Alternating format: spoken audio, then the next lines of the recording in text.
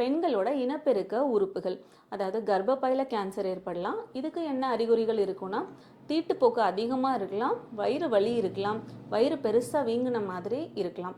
So இந்த சிம்டம்ஸ்லாம் இருந்ததுன்னா நம்ம கர்ப்பப்பையோட லைனிங் எதுவும் அதிகரிச்சிருக்கான்னு பார்த்து அதை டெஸ்ட் எடுத்து அதுக்குரிய சிகிச்சை முறைகளை எடுத்துக்கணும்.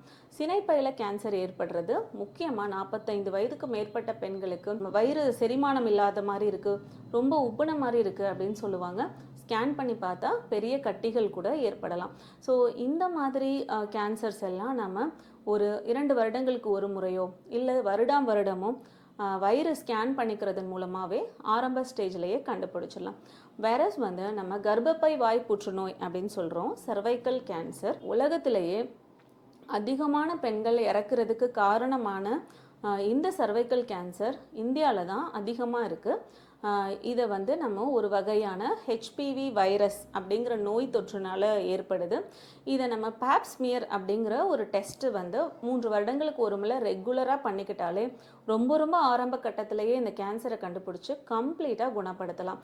இது தவிர சமீபத்தில் சர்வைக்கல் கேன்சர் வேக்சின் அப்படின்னு சொல்கிறோம். இளம் வயது ஆண்கள் பெண்கள் 12 வயதுலேருந்தே இந்த வேக்சினை நம்ம கொடுக்குறோம். ஸோ 2 அல்லது 3 டோஸ் கொடுக்குறோம்.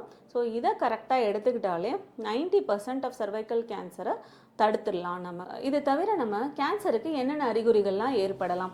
திடீர்னு உடம்புல ஏதாவது ஒரு மாற்றங்கள் ஏற்படலாம், இரத்தப்போக்கு இருக்கலாம், பசியே இல்லாமல் இருக்கலாம், ரொம்ப வெயிட் லாஸ் இருக்கலாம், ரொம்ப சோர்வாக நீங்கள் உணரலாம், இல்லை உடம்புல ஏதாவது ஒரு பகுதியில் கட்டிகள் மாதிரி வளர ஆரம்பிக்கலாம், ஸோ அடிக்கடி ஜுரம் ஏற்படலாம். இந்த அறிகுறிகள்லாம் இருந்ததுன்னா நம்ம ஒரு பொதுவான மாஸ்டர் ஹெல்த் செக்கப் பண்ணி நம்மளோட பிளட் கவுண்ட்ஸ்லாம் நல்லா இருக்கா, ஒரு ஸ்கேன் பண்ணி நம்மளோட உறுப்புகள்லாம் நல்லா இருக்கா அப்படின்னு பார்த்துக்கிறது நம்ம சஜஸ்ட் பண்ணுறோம்.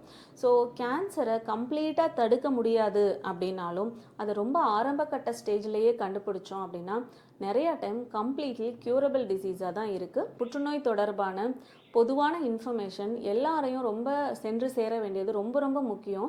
ஏன்னா நிறைய பேர் அலட்சியமாக இருந்துருவாங்க, இல்லை சரியான நாலேஜ் இல்லாமல் அந்த அறிகுறிகள் எல்லாம் பொருட்படுத்தாமல் விட்டுட்டாங்க அப்படின்னா ரொம்ப முத்தின ஸ்டேஜில் தான் நம்ம இந்த கேன்சரை கண்டுபிடிக்க முடியும். ஸோ உங்களுக்கு இந்த இன்ஃபர்மேஷன் யூஸ்ஃபுல்லாக இருந்திருக்கலாம். இது தேவைப்படுற உங்களுடைய சர்க்கிளுக்கு இந்த இன்ஃபர்மேஷனை ஷேர் பண்ணுங்கள். தேங்க்யூ.